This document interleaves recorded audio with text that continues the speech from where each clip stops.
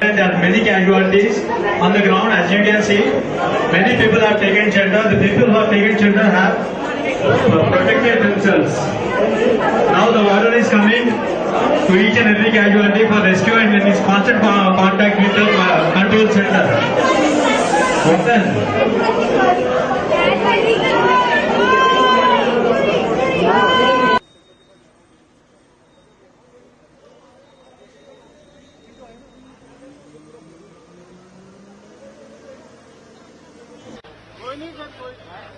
आज ही गर्म क्या हो गया, अभी तो कुछ नहीं होगा, हो जाएगा। दिल्ली क्या होगा, मामला ही बैठा करें।